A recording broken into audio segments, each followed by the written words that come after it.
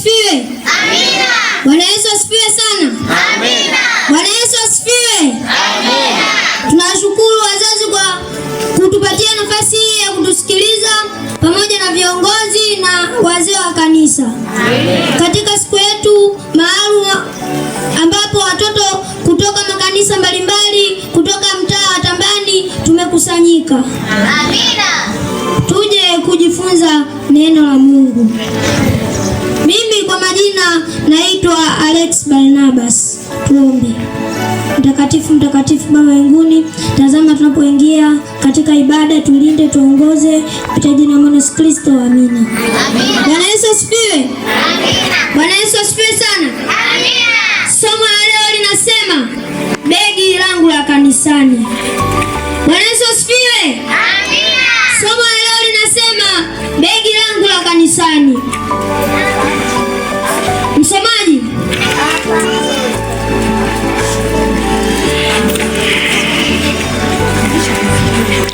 Mpe maiki.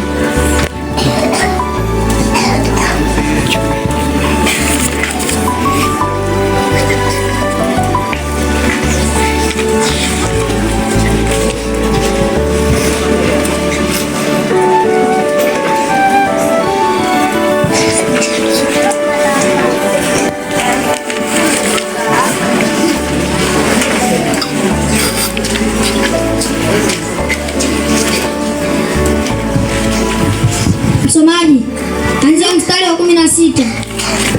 Luka 4 mstari wa 16 mpaka wa 17.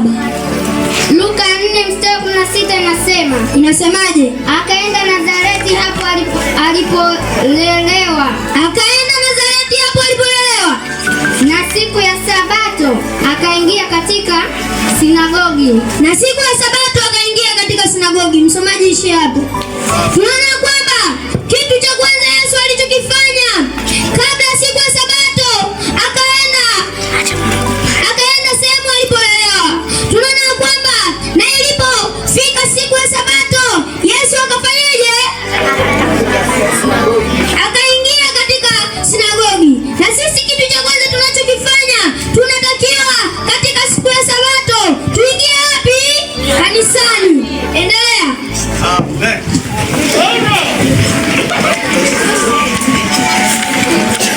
Kama ilivyokuwa desturi ya chuo cha nabii Isaya, akakifungua chuo akatafuta mahali palipoandikwa. Bwana Yesu asifiwe. Tunaona kwamba baada ya kuingia kanisani, kitu cha kwanza alichokifanya akachukua chuo akakifungua atafute mahali palipoandikwa. Tunaona kwamba zamani hatukuwa na Biblia, tulikuwa na chuo. Tunaona katika chuo kulikuwa kuna magombo mbalimbali. Kulikuwa kuna gombo la Isaya, kulikuwa kuna gombo la Danieli, kulikuwa kuna gombo la Ezekieli. Tunaona kwamba katika siku hiyo Yesu aliletewa gombo la Isaya. Gombo hilo lilikuwa limetunzwa katika sanduku au begi maalum. Bwana Yesu asifiwe. Bwana Yesu asifiwe sana. Tunaona gombo hilo akachukua akafunua. Na sisi tunatakiwa tunapokuja hapa kanisani, jambo la kwanza sio tucheze. Jambo la kwanza tunalotakiwa kulifanya, tusome maandiko matakatifu. Bwana Yesu asifiwe. Bwana Yesu asifiwe sana. Kwanza tujue nini maana ya begi. Begi ni mfuko maalum ambao unatumika kubeba vitu vya thamani. Zipo aina nyingi za begi. Kuna mabegi ya watalii wanaotumia kupandia milima. Kuna mabegi ya shule. Kuna mabegi ya kuwekea nguo, mabegi ya matairi. Bwana Yesu asifiwe. Bwana Yesu asifiwe sana. Tunaona kwamba katika siku ya leo tutaenda kujifunza kisa kimoja kilichokuwa kinamhusu mtoto mmoja ambaye wazazi wake walimnunulia begi jipya la shule. Bwana Yesu asifiwe. Mtoto huyo alinunuliwa na wazazi wake begi la shule. Tunaona kwamba katika siku hiyo mtoto huyo aliamka asubuhi na mapema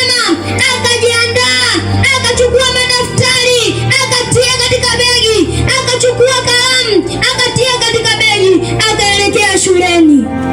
Alipofika shuleni, anataka kuingia darasani, watu walipoliona lile begi jipya wakalitamani. Bwana Yesu asifiwe.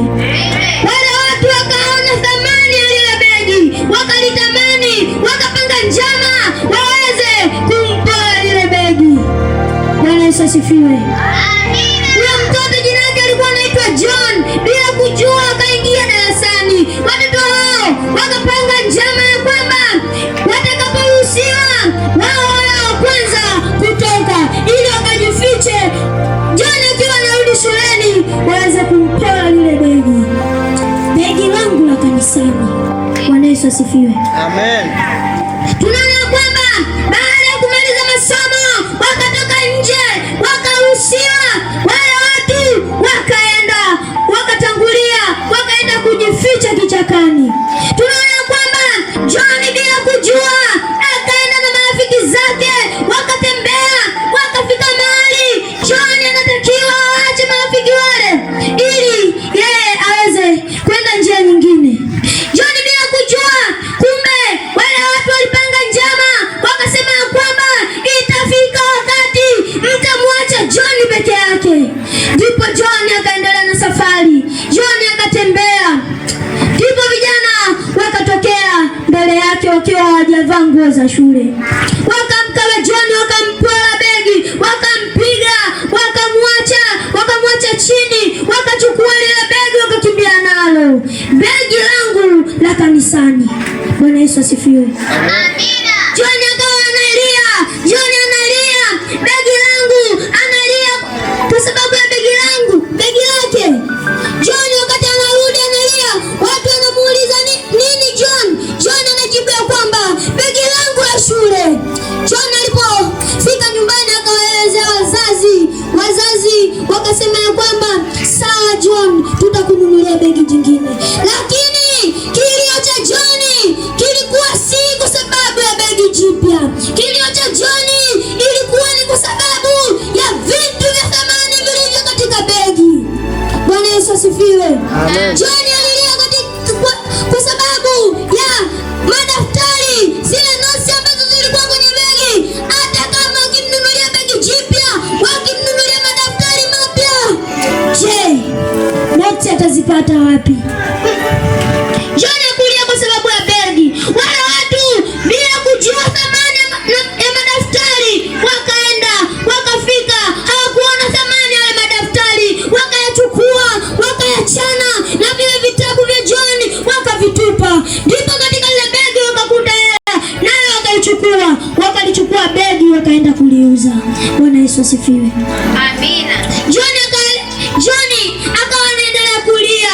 John analia kwa sababu ya begi lake, kwa sababu ya vile vitu vilivyo katika begi, kwa sababu ya thamani ya vile vitu vilivyokuwa katika begi. Bwana Yesu asifiwe. Amen. Bwana Yesu asifiwe sana. Amen. Je, ipi thamani ya begi la kanisani? Kwenye begi la kanisani tunaweza kuwekea vitu mbalimbali. Tunaweza tukawekea Biblia, tukawekea lesoni, tukawekea kitabu cha nyimbo, tukawekea pia na notebook. Je, mzazi, mtoto yako ana begi la kanisani? Je, mtoto wako ana begi la kanisani? Bwana Yesu asifiwe.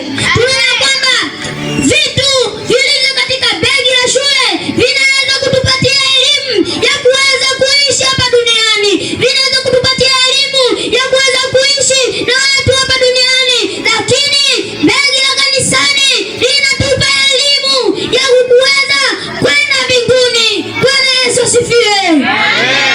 Begi la kanisani. Napenda kutoa wito mchana wa leo.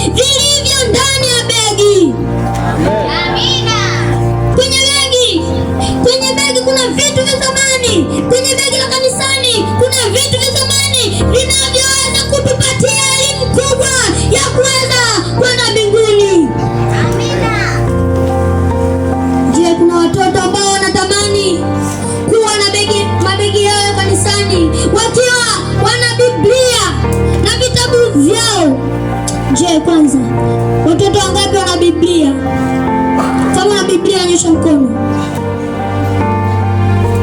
Bwana Yesu asifiwe.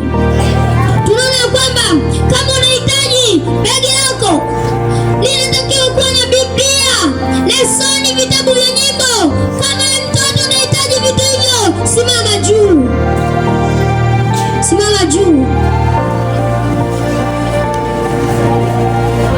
Bwana Yesu asifiwe. Lakini kama kuna mzazi anahitaji kumnunulia mwanae begi la kanisani, kitabu cha nyimbo, Biblia pamoja na lesoni, asimame juu.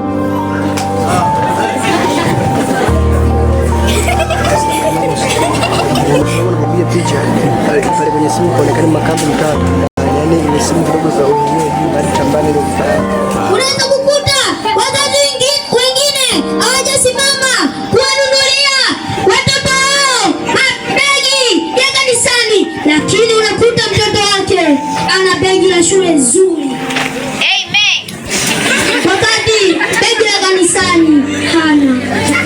Unakuta mtoto na begi la shule, unakuta mzazi amejipanga kumshonea mwanae sare ya makambi, lakini mtoto ana Biblia, mtoto ana lesoni, mtoto ana kitabu cha nyimbo, anapanga kumshonea sare ya makambi. Kama unatamani kumnunulia mtoto wako begi la kanisani pamoja na Biblia na lesoni, simama juu. Simama juu. Kama usimame juu, maana mtoto wako hana begi la shule. Kama usimame juu, maana mtoto hana begi la shule. Kama usimame juu, maana yake mtoto hana madaftari ya shule.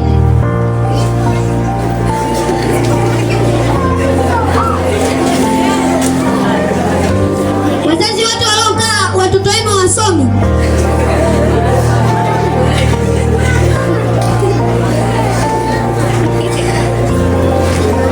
au anasoma bila madaftari ya shule, anaenda bila begi,